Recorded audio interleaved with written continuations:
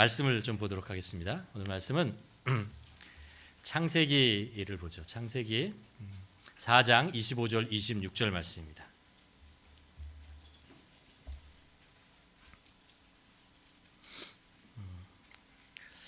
아담과 하와, 하나님이 창조하셨잖아요. 그리고 이제 아담과 하와에게 아들이 둘이 있었습니다. 기억하시죠, 그렇죠? 근데 한 명이 더 있다는 걸 아십니까?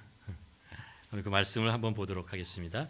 25절, 26절 함께 한 목소리로 봉독하도록 하겠습니다. 아담이 다시 자기 아내와 동참하매 그가 아들을 낳아 그의 이름을 셋이라 하였으니 이는 하나님이 내게 가인이 죽인 아벨 대신에 다른 씨를 주셨다 함이며 셋도 마음 아들을 낳고 그의 이름을 에노스라 하였으며 그때의 사람들이 비로소 여호와의 이름을 불렀더라. 아멘. 그러니까 세상을 살아가면서 어떻게라는 질문을 참 많이 하면서 살아가는 것 같습니다. 어떻게 하면 좀 더 잘 살아갈까? 어떻게 하면 나에게 주어진 일들을 잘 감당할 수 있을까? 어떻게 하면 우리 가정을 잘 돌볼 수 있을까? 어떻게 하면 돈을 벌 수 있을까? 어떻게 하면 건강할 수 있을까? 이런 어떻게라는 질문을 많이 하며 또 그 어떻게를 해내는 시간들을 보내고 살아가게 됩니다. 어떻게 보면 어떻게라는 질문은요, 우리를 계속해서 움직이게 만드는 동력이 되는 것 같아요. 우리가 해야 될 일들을 주고 그걸 어떻게 해 나갈까를 생각하고 또 실천하면서 한 발 한 발 나아가고 살아가게 되죠. 근데 이제 어떻게라는 질문을 너무 많이 하다 보면 내가 움직이고 있다는 것은 느끼겠는데 내가 어디로 가고 있는지, 왜 이러고 있는지에 대한 그런 어떤 질문, 어떤 그런 허전함 이런 것들을 이제 가끔 겪게 됩니다. 그래서 우리는 그때에 왜라는 질문을 하게 됩니다. 왜 내가 여기 와 있는 거지? 나는 왜 일을 하고 있는 것이지? 이런 질문을 하게 됩니다. 어떻게가 우리를 움직이게 만든다면 왜라고 하는 것은 우리를 멈추게 합니다. 가다가 잠깐 서서 내가 지금 왜 여기 있는 거야? 라는 질문을 하게 하죠. 성경 말씀은 이제 우리들에게 어떻게라는 질문도 많이 가르쳐 주지만 왜라는 질문, 좀 더 본질적인 질문을 우리에게 하게 만드는 그런 것입니다. 그래서 우리가 지지난주부터 이런 우리는 무엇을 믿는가라는 그런 질문을 가지고 하나하나 이제 좀 살펴보고 있습니다. 이 시대를 움직이는 가장 중요한 사상 중에 하나가 가만 생각해 보면 자연주의라는 것이 있다는 것을 알게 됩니다. 자연주의 있잖아요. 우리가 눈으로 보고 우리가 만지며 경험하는 이 세상 있잖아요. 이 세상이 우리의 가장 중요한 것이다. 사실 좀 더 나아가서 이것 외에 다른 것은 없다. 이것만이 있는 곳 존재하는 것이고 우리는 우리 눈에 보이고 만질 수 있는 자연, 이 세계를 탐구하고 이 세계 속에서의 의미를 발견하고 살아가는 것, 그것이 참된 삶이다라고 얘기하는 것이죠. 그래서 이 세계를 탐구하기 위해서 어떤 과학적인 자연 법칙을 발견하는 그런 일들도 하게 되는 것이죠. 그러다 보면 그 이야기는 어떤 것을 또 담게 되냐 하면요, 이런 것을 담습니다. 보이지 않는 것, 초자연적인 것, 이런 것은 없는 것이다. 우리의 관심의 내용이 아니다. 그것은 우리가 시간 들여서 알 필요가 없다. 우리가 만드는 세상은 초자연적이고 영적인 것을 배제한 우리가 눈으로 보고 만질 수 있는 것 안에서만 모든 것을 이루어져야 된다라고 생각하는 거죠. 자연주의를 서포트하는 아주 강력한 과학적인 발견이 바로 진화론이라는 것입니다. 진화론. 우리가 보이는 모든 것은 어디서부터 시작됐고 어떻게 진화되고 발전해서 지금까지 왔는가라는 것들을 설명하는 것이 진화론이죠. 진화론은 두 가지 중요한 원리 속에서 설명해 나갑니다. 하나는 자연 선택이라는 것이고 또 하나는 적자 생존이라고 하는 것입니다. 자연 선택이라는 거 있잖아요. 우리가 세상에 보고 우리가 존재할 수 있는, 지금 이러고 있을 수 있는 이유는 우리에게 주어진 자연 속에서 우리가 적응할 수 있었기 때문이다. 살아남을 수 있었기 때문에 존재하는 것이다 라고 얘기하는 것이죠. 그러니까 자연이 선택을 한다는 것입니다. 주어진 자연이 선택하는 것이고 자연이 바뀌면 또 다른 것을 선택하고 그 전에 있던 것은 사라지고 새로운 것이 선택되어 생존하는 것이다. 그래서 생명이라고 하는 것은 유전자가 지배하는 것이다 라고 얘기를 하는 것입니다. 그것들이 서로 주어진 환경 속에서 싸우고 경쟁하고 그래 살아남는 것, 그것이 발전하고 더 커지는 것이다 라는 그런 생각을 하게 되죠. 이게 이제 우리가 많이 보고 우리가 어디서나 요즘 세상 속에서 우리가 듣고 있는 그런 이야기들입니다. 과연 보이는 것 자연이 다인가? 라는 거죠. 정말 우리가 볼 수 있고 만질 수 있는 그 자연이 모든 것인가? 라는 질문을 하게 됩니다. 그 외의 것은 정말 우리가 무시하고 살아도 되는 것인가? 라는 생각을 하면 그렇지 않죠. 그렇지 않습니다. 우리는 모르는 것, 보지 못하는 것, 이해할 수 없는 많은 것에 둘러싸여서 살고 있습니다. 우리가 알지 못하지만 보지 못하지만 이해하지 못하지만 우리 삶을 움직이는 것들이 많이 있다는 것을 우리는 알고 있습니다. 그래서 성경은 보이지 않는 하나님에 대한 말씀을 우리에게 알려줍니다. 보이지 않는 하나님께서 이 세상을 선하게 창조하셨고 그 하나님께서 생명을 내시고 그 생명을 이끌어 가시는 분이 하나님이시다라고 얘기합니다. 우리가 그분을 볼 수 없어도 우리가 그분이 하시는 것을 이해할 수 없어도 하나님께서는 무엇인가를 계속해서 이 세상을 창조하시고 이끌어 가신 일들을 계속 하신다라는 것이죠. 사실 우리는 이 두 사이에 어떻게 보면 부딪히는 것 같습니다. 제가 수요일 날 몇 주 전에 그런 말씀을 나눴습니다. 변증에 대한 이야기를 하면서 과학과 신앙에 대한 이야기를 했습니다. 사실 세상은 과학과 신앙이 대립된다고 얘기를 합니다. 그러나 사실은 성경을 보면 과학과 신앙은 대립되는 것이 아닙니다. 왜냐하면 이 세상을 창조하신 분이 하나님이시고 이 세상을 운행하는 원리를 만드신 분이 하나님이시기 때문에 과학은 하나님의 창조의 원리를 밝히고 그리고 자연의 원리를 밝혀서 그것을 우리의 인간의 삶을 풍요롭게 하기 위해서 사용하는 것, 그것은 너무나 당연한 것입니다. 그러니까 기독교는 한 번도 과학과 대립한 적이 없습니다. 다만 세상에서 과학과 종교를 대립시키는 것이죠. 어떻게 생각하십니까? 제가 얘기하는 것이 맞는 것 같아요. 잘 생각해 보시기 바랍니다. 세상은 계속해서 과학과 종교를 대립시키려고 합니다. 그러나 성경은 한 번도 그렇게 대립시켜 본 적이 없습니다. 과학은 하나님의 자연 세계를 알아가는 것이기 때문에 우리는 전혀 대립할 이유가 없습니다. 보이지 않는 하나님에 대한 이야기를 우리가 하고 있습니다. 우리가 지난주에 이런 이야기를 했습니다. 하나님은 우리는 어떻게 알 수 있는가라고 했을 때요. 하나님께서 창조하신 이 세계를 우리가 바라볼 때 우리는 하나님을 느끼게 됩니다. 하나님의 선하심과 조화와 아름다움과 이런 것들을 우리는 자연 속에서 우리는 얼마든지 느끼고 경험하게 됩니다.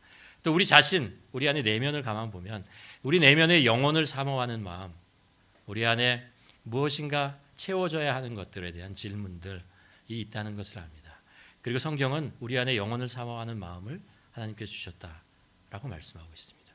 우리는 우리 자신의 내면을 보고 그것에 대해서 생각할수록 우리는 하나님을 생각하게 됩니다. 영원한 하나님에 대한 존재를 우리는 경험하게 되는 것이죠. 그것이 간접적인 거라면 성경은 우리들에게 하나님의 계시에 대한 이야기를 하십니다. 하나님의 말씀을 알려주십니다. 하나님께서 우리에게 직접 하나님을 드러내시고 나타내시는 것이 바로 성경이죠. 하나님의 어떤 분이신지, 그분의 성품이 무엇이고 어떤 의도를 가지고 세상을 통치하시는지, 우리를 어떤 길로 인도하시는지를 하나님께서 성경을 통해서 우리에게 알려주십니다. 무엇보다도 예수 그리스도를 이 땅에 보내심으로 우리들에게 하나님이 누구신지를 더욱더 분명하게 알려주시는 거죠. 우리는 하나님을 알고 있습니다. 우리가 이제 말씀을 처음에 이제 그래서 나눈 게 뭐냐면 우리는 무엇을 믿는가에서 우리는 창조의 하나님을 믿는다라는 말씀을 나눴고, 지난주에 이강희 목사님께서 무슨 말씀을 나눴죠? 성경이 하나님의 말씀임을 믿는다라는 거예요. 오늘 여러분과 나누고 싶은 이게 주보의 제목이요. 우리는 인간임을 믿습니다.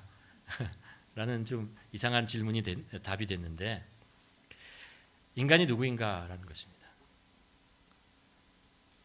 인간은 누구인가? 인간은 어떤 존재인가? 왜 우리는 여기에 있는가라는 이런 말씀을 여러분과 함께 나누려고 합니다. 자신에 대한 정체성을 안다는 것은 굉장히 중요합니다. 내가 누구라는 것을 아는 것은 내가 어떻게 살아야 하느냐라는 길을 가르쳐 주기 때문에 그렇죠. 성경을 보면 창세기 1장부터 4장이 하나님이 이 세상을 창조한 이야기를 기록하고 있습니다. 그런데 그 말씀을 가만히 읽어보면 그 말씀이 우리에게 주고 있는 더 큰 중요한 의미가 있습니다. 하나님께서 우리에게 가르쳐 주고 싶은 것이 있습니다. 그게 뭐냐면 인간이 누구인가라는 거예요. 인간이 누구인가를 1장에서 4장을 통해서 우리들에게 알려주고 있습니다. 여러분과 오늘 그 말씀을 좀 나누고 싶습니다. 주보에 보시면 세 가지를 제가 단락을 나눠서 말씀드렸습니다. 처음에 인간은 하나님의 형상으로 창조된 존귀한 존재다라는 이야기고, 두 번째는 인간은 하나님이 아니다라는 거예요. 세 번째는 우리는 하나님께 돌아가야 한다라는 것이죠. 인간이 누구인지 그 정체성을 우리는 질문을 하게 되는데, 그러면 우리는 처음에 여기서 찾을 수 있습니다. 나를 낳아주신 부모님잖아요. 그분이 우리의 뿌리입니다. 그분이 우리를 낳아주셨고 그분이 우리의 뿌리라는 것을 압니다. 또 다른 뿌리라는 것은 뭐냐면 내가 태어난 민족, 내가 속한 나라가 우리의 뿌리입니다. 그곳에서 우리는 한국인이라는 뿌리를 가지고 정체성을 가지고 살아갑니다. 그런데 그것보다 더 깊이 들어가 보면 우리는 우리의 뿌리는 어디에 닿아 있냐면 하나님에게 닿아 있다는 것입니다. 우리의 정체성을 찾아가면 하나님 그분에게 있다는 것을 성경이 우리들에게 말씀하고 있는 것이죠. 여러분 잘 아시는 말씀이지만 창세기 1장, 2장에 보면 하나님의 창조에 대한 말씀을 하고 있습니다. 그렇죠? 하나님께서 이 세상을 창조하셨습니다. 그런데 하나님께서 이 세상을 창조하셨다는 이야기 속에 무엇을 집어넣냐면 인간을 창조하셨다는 이야기를 넣고 있습니다. 하나님께서 제6일에 모든 것을 창조하신 후에 인간, 사람을 창조하셨다라고 얘기하죠. 그리고 창세기 1장 27절에서 그것을 이렇게 표현하고 있습니다. 우리 함께 창세기 1장 27절을 한번 같이 봉독해 보도록 하겠습니다. 하나님이 자기 형상 곧 하나님의 형상대로 사람을 창조하시되 남자와 여자를 창조하시고, 하나님께서 이 성경이 그냥 있잖아요. 하나님께서 세상을 창조하시고 인간을 창조하셨습니다 라고 얘기해도 되잖아요. 그런데 거기다 어떤 내용을 집어넣냐 하면 하나님이 자기의 형상, 자기의 모양대로 인간을 남자와 여자로 창조하셨다라는 것을 기록하고 있습니다. 이 말씀이 우리들에게 주는 것은 그거죠. 하나님의 형상대로 창조하셨다라는 거예요. 무엇인가 하나님의 모양, 그것이 우리의 그 삶 속에, 우리의 인생 속에 이렇게 각인되어져 있다라는 것입니다. 우리가 잊지 말아야 되는 것이 이것입니다. 우리는 하나님이 창조하신 존재입니다 라고 얘기하는 것으로 충분하지 않다라는 것입니다. 우리는 하나님의 형상으로 지음받았습니다. 하나님의 형상이 우리 안에 새겨져 있습니다 라는 거죠. 그렇다면 하나님의 형상으로 창조되었다는 것이 어떤 의미를 가지기에 하나님은 이 성경은 그 이야기를 창세기 1장 20절에서 우리에게 가르쳐주고 있는가라는 거죠. 하나님의 형상으로 창조되는 것은 여러 가지 의미가 있지만 세 가지만 보면 이런 거죠. 우리에게는 하나님의 속성이 있어요. 인간에게는 하나님의 성품이 있다는 거예요. 하나님이 가지고 있는 독특한 성격, 성품이 우리 안에게, 속성이 우리에게 있다라는 것입니다. 자연에 많은 것들이 하나님의 형상을, 하나님의 성품을 가지고 있지만 인간에게 특별하게 강하게 들어와 있다는 것입니다. 우리는 아까 자연에 대한 이야기를 했지만 자연을 바라보면서 어떤 생각을 하게 됩니까? 아름답다라는 생각을 하게 됩니다. 그렇죠? 참 질서가 있다. 어떻게 저렇게 조화롭지? 라는 생각을 하게 되죠. 그 속에 우리는 하나님의 성품을 보게 되는 것입니다. 우리는 사랑이라는 것을 압니다. 그렇죠? 우리가 말로 표현할 수는 없지만 사랑이 우리에게 필요하다는 것을 압니다. 내가 사랑을 누구에게 받을 때 내가 사랑을 받고 있다는 것을 압니다.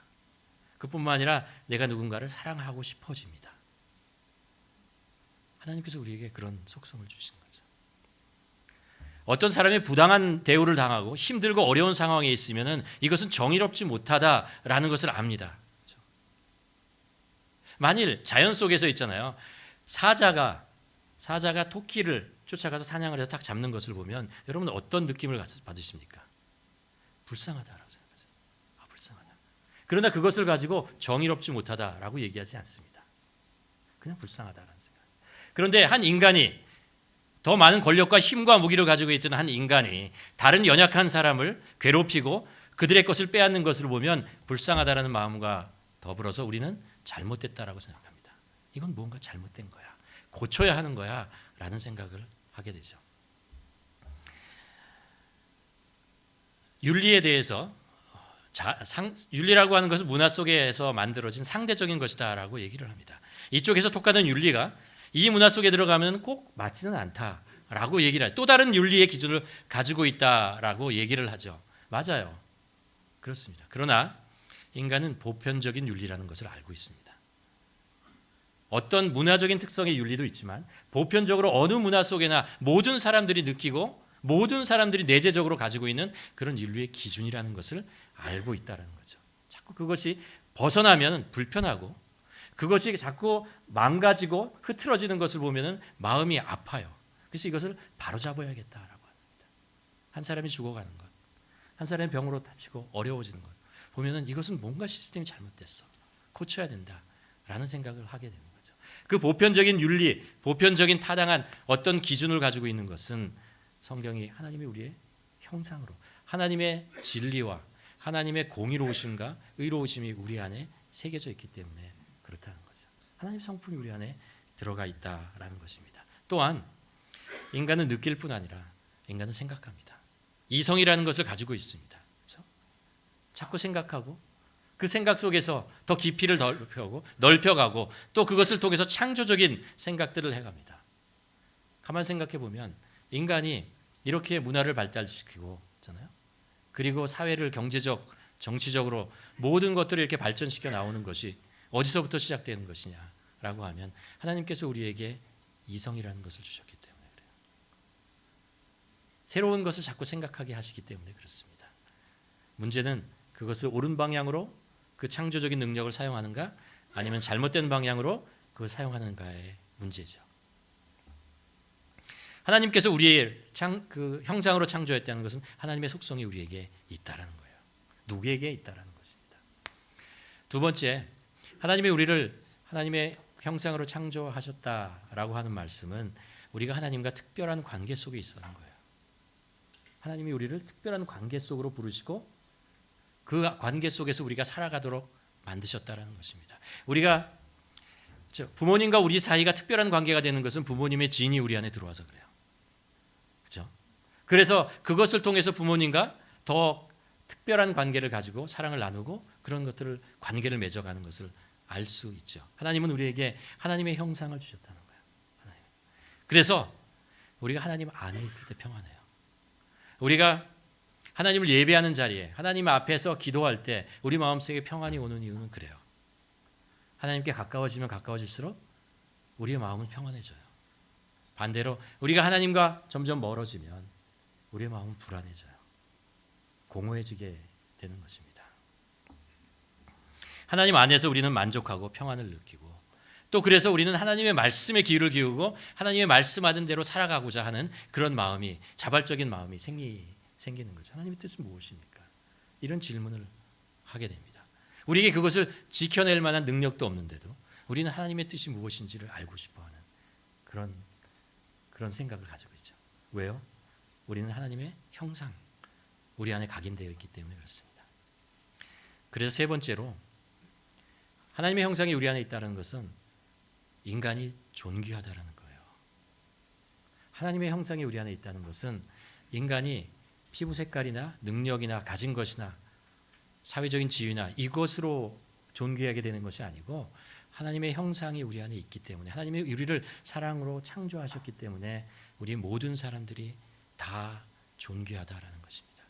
우리는 생긴 것이나 아니면 가진 것이나 이런 것으로 사람을 판단하고 정죄하지 않는다라는 것입니다.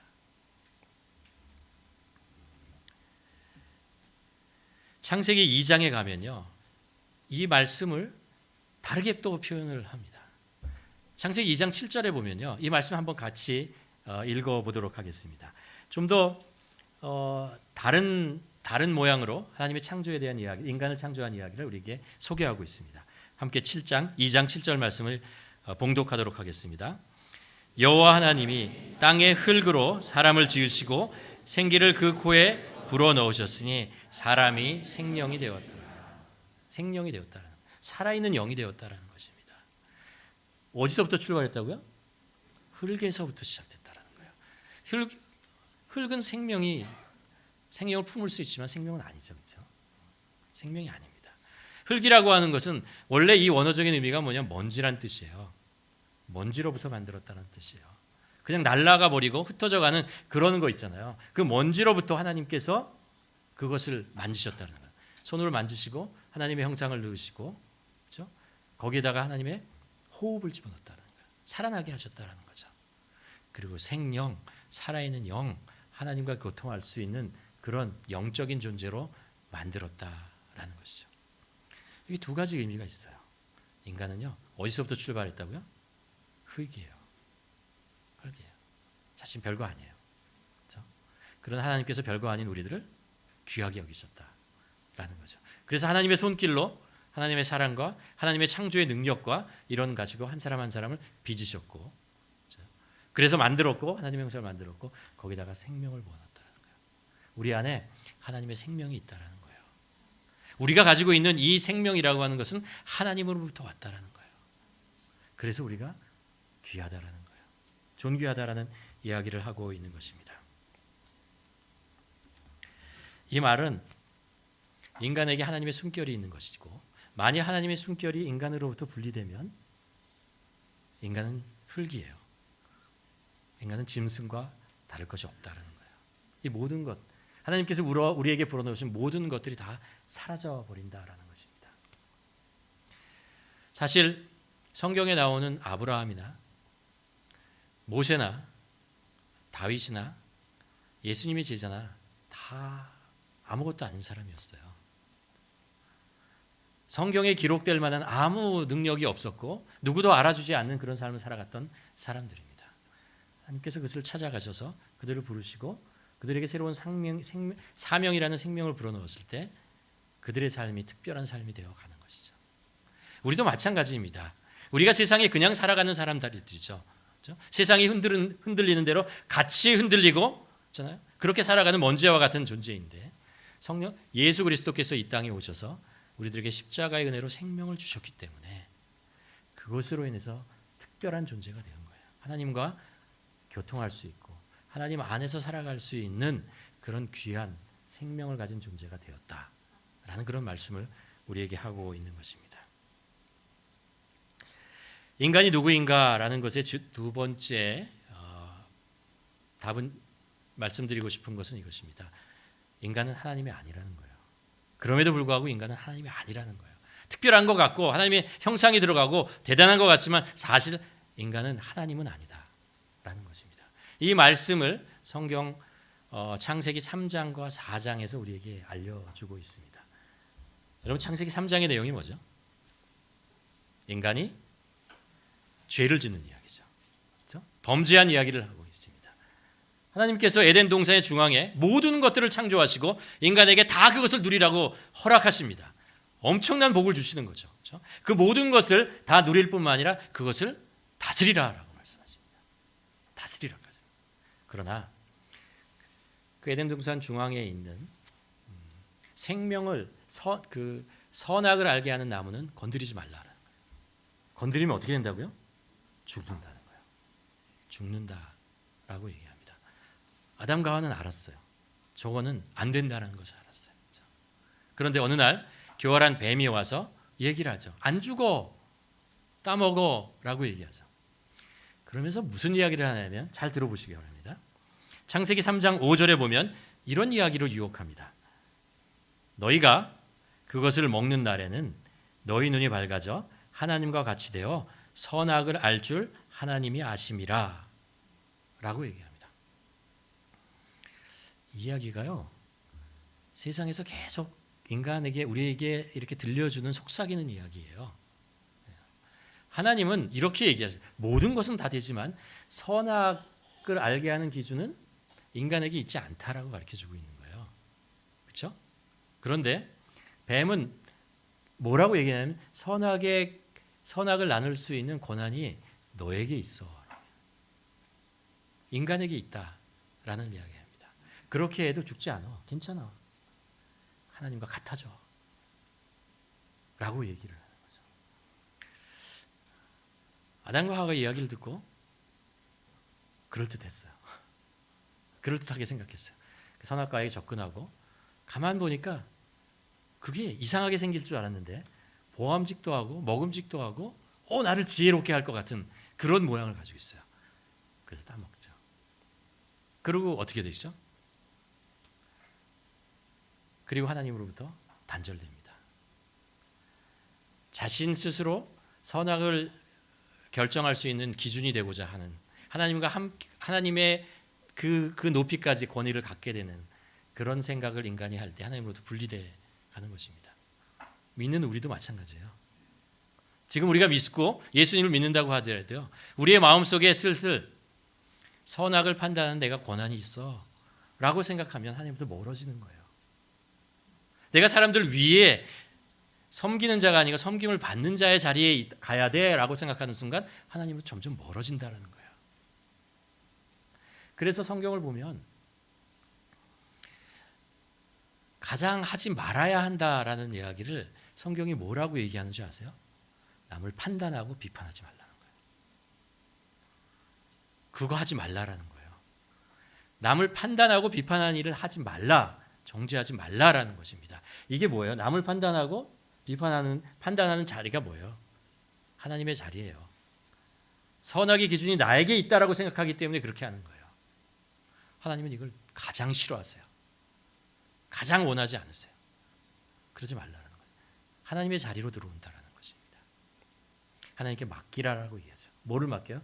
선악의 기준은 하나님이시다. 그것을 판단하고 그것을 이루시는 분은 하나님이심을 알아야 한다라고 우리에게 가르쳐 주고 있습니다. 안타깝게 아담과 하와는 하나님의 선악의 기준에 도전했고 하나님과 같아지려는 마음을 가졌고 그것을 통해서 하나님과 독립됩니다. 독립이죠. 단절이죠.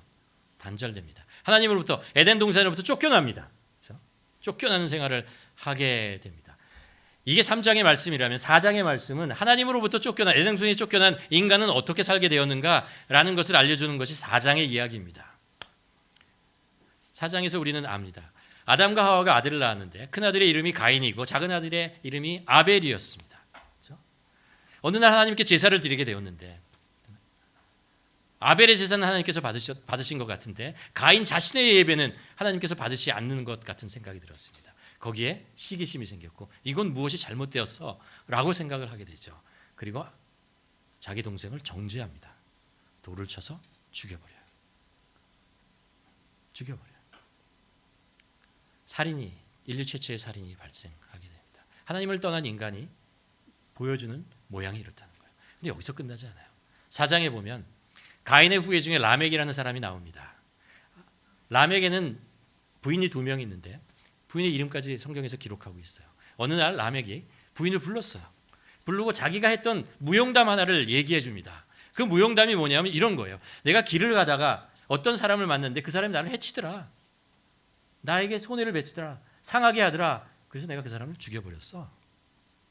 이런 이야기를 자기 가족들을 모아놓고 이런 얘기를 하고 있는 거예요.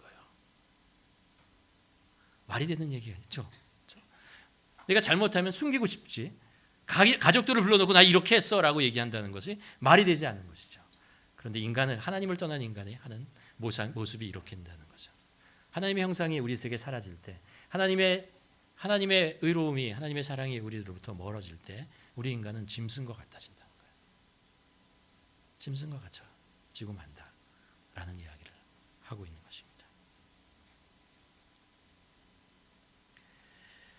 안타까운 것은 지금 이 시대가 어떻게 보면 역사적으로 하나님을 떠난 시대가 계속해서 이 일들을 반복하고 있다는 것입니다. 우리가 가지고 있는 이 시대가 점점 인간의 본질을 잃어버리고 있는 시대에 살고 있다는 것이 정말 안타깝습니다. 계속해서 만족하지 못하고 채우려고 해도 채우지 못하는 이런 갈증 속에서 사람들 사이의 분열과 갈등과 싸움과 이런 것들이 계속 일어나고, 그런 일들이 세상에 일어나더라도 내가 괜찮으면, 내가 안전하면 그것으로 되는 거지 라는 이런 생각들이 우리가 살고 있는 세상에 점점 더 팽배해지고 있다는 것이 참 가슴 아프고, 사실 우리가 살아가고 그런 시대, 그런 속에서 살아가는 우리 자신도 동일하게 그런 물결 속에서 내가 그렇게 생각하고 있다는 것이 번뜩번뜩 나를 놀라게 합니다. 세상은 창조의 아름다움을 잃어버리고 점점 더 짙은 멸망의 그림자가 드리워지는 그런 시대에 살고 있다는 것이죠. 오늘 우리가 읽은 창세기 4장 25절과 26절은 여기에 반전의 이야기를 합니다. 25절의 말씀을 보면 이런 이야기를 하죠. 아담이 다시 자기 아내와 동침하여 그가 아들을 낳았는데 그의 이름이 뭐라고요? 셋이라는 의미입니다. 그리고 셋의 의미가 무엇인지 그 다음에 설명해 줍니다. 이는 하나님이 내게 가인이 죽인 아벨 대신에 다른 씨를 주셨다. 셋의 의미는 대신하다라는 뜻이에요. 대신하다. 아벨이 죽었어요. 그걸 대신할, 가인은 이미 하나님을 떠났어요. 가족을 다 떠났습니다. 그때 그들을 아벨을 대신할 자신 이름을, 자녀를 낳았는데, 아들을 낳았는데 그 이름을 셋이라고 지은 것입니다.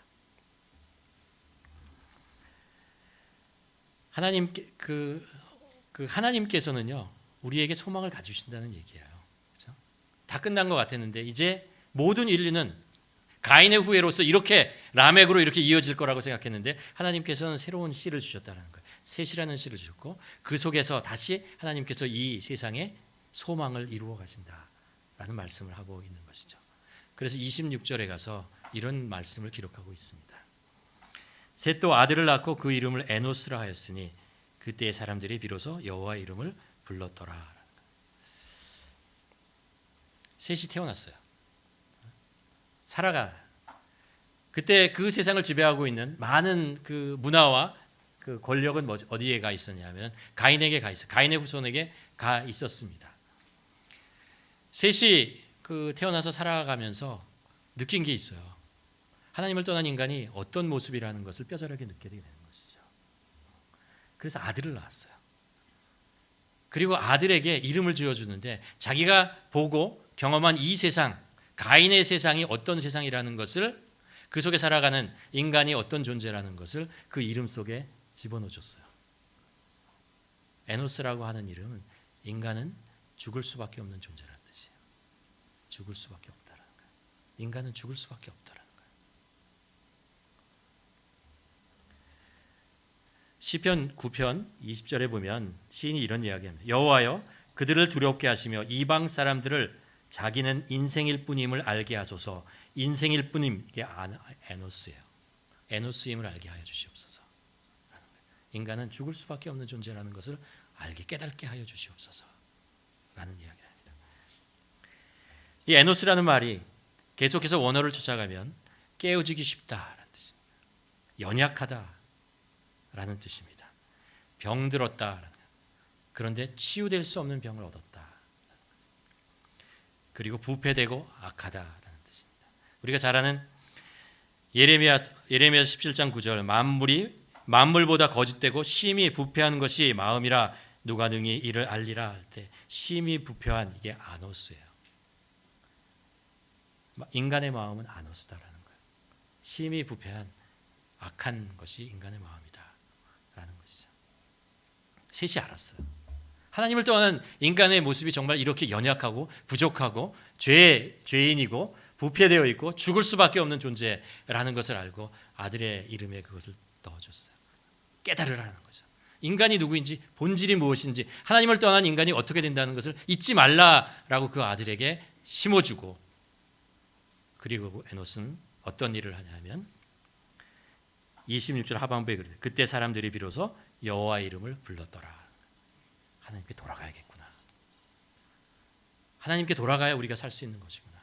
하나님을 떠나면 우리는 죽을 수밖에 없는 존재이고 깨어질 수밖에 없는 존재이고 연약한 존재이고 부패할 수밖에 없는 존재이구나. 그러니 하나님께 돌아가. 그곳에 생명이 있고 그 하나님에게 참 사랑이 있고 그 하나님에게 평안이 있다라는 것을. 그래서 사람들에게 얘기하는 거죠. 사람들에게 여호와께 돌아갑시다. 이제 돌아갑시다. 그곳에 우리의 생명이 있습니다. 그것이 우리의 뿌리입니다. 우리 인간성의 뿌리가, 인간 본연의 뿌리가 하나님에게 있다는 걸 잊지 말아야 합니다. 라는 이야기를 우리들에게 전해주고 있습니다. 그 이야기는 반대로 인간이 인간의 본질을 망각하면 하나님으로부터 멀어진다라는 거죠. 허망한 꿈을 꾸고 탐욕의 늪에 빠지고 유혹의 덫에 걸려 넘어진다라는 것입니다. 그래서 하나님께서 예수 그리스도를 이 땅에 보내신 것입니다. 그래서 예수님께서 우리들에게 성령을 주신 것입니다. 그래서 성경은 임마누엘이라는 이야기를 말씀하고 있습니다. 하나님께서 우리와 함께 하신다. 하나님께서 우리에게 오셨다라는 것입니다. 그래야 우리가 인간이 될 수 있습니다. 하나님이 원래 창조하신 인간의 모습을 회복할 수 있다라는 것입니다. 말씀을 정리하도록 하겠습니다. 창세기 1장에서부터 4장 말씀은 인간이 누구인가를 가르쳐주고 싶은 거예요. 우리가 누구인가라는 것에 대한 하나님께서 우리들에게 가르쳐주고 싶은 거예요. 우리의 뿌리는 하나님에게 있습니다. 여호와 하나님이 땅에 흙으로 사람을 지으시고 생기를 그 코에 불러넣으시니 사람이 생명이 된 거예요. 하나님의 호흡이 우리 안에 머물 때 우리는 살아있어요. 하나님의 호흡이 우리를 떠날 때 우리는 육체가 살아있어도 우리는 죽은 존재예요. 마찬가지다라는 것입니다. 우리가 우리의 기원을 알을 때, 우리가 흙으로부터 출발했다는 것을 알을 때 우리는 겸손할 수 있습니다. 우리가 가진 것, 우리가 경험한 것, 우리가 타이틀 이것이 아니고요. 우리는 흙이라는, 우리의 오리진이 흙이라는 것을 알았을 때 우리는 겸손할 수 있습니다. 또 우리는 하나님의 형상으로 창조되시고 하나님의 형상이 우리에 있다는 것을 알기 때문에 감사할 수 있어요. 우리는 기뻐할 수 있고 그 안에서 우리가 삶의 의미를 찾을 수 있습니다. 또 하나, 그러기에 우리는 하나님께 여호와께 돌아가기를 기뻐합니다. 우리는 참된 예배자가 될 수 있습니다. 왜요? 그곳에 우리의 생명의 뿌리가 있기 때문에 그래요. 여호와 하나님이 우리의 생명의 뿌리이고 본질이라는 것을 알기 때문에 우리는 예배하는 이 순간이 가장 행복한 시간입니다. 가장 기쁜 시간입니다. 여러분이 우리가 하나님께서 우리를 만드신 이 창조의 의미와 우리가 누구인가라는 것을 우리가 마음속에 잊지 않고 살아가며 하나님이 주신 참된 복을, 생명을 누리는 우리 모두가 되기를 주님의 이름으로 축원합니다. 기도하시겠습니다.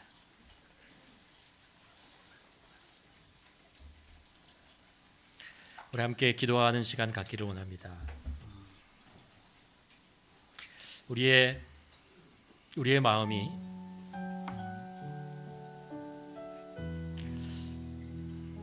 혹시 우리가 살고 있는 삶의 여러 가지 변화와 그리고 스트레스와 불확실성과 이런 것 때문에 두려움과 걱정과 근심 속에 쌓여 있지는 않습니까? 우리가 이때 주님께 돌아가야 합니다. 주님 앞으로 나아가야 합니다. 우리의 소속이, 우리의 원래의 위치가 주님 앞에 있어야 함을 우리가 기억하고 아버지, 우리가 주님 앞에 돌아가는 자 되게 하여 주시옵소서. 기도했으면 좋겠습니다. 혹시 우리가 세상의 성공과 삶이 잘 되는 것 같아서 혹시 우리의 마음이 교만해지고 그래서 사람들을 자꾸 평가하고 편단하고 그렇지는 않습니까? 우리는 흙입니다. 선악의 기준은 하나님에게만 있다는 것을 기억하고 그 모든 권한은 하나님에게 있다는 것을 기억하고 우리가 겸손하게 하여 주시옵소서. 주님 앞에 무릎 꿇는 자 되게 하여 주시옵소서. 기도했으면 좋겠습니다. 우리의 눈과 우리의 생각이 자꾸 세상을 향해서 달려가고 있습니까? 그것에 더 아름답고 더 멋있는 것이 우리를 유혹하고 끌어가고 있지는 않습니까? 그렇지 않아요. 그거 다 먼지예요.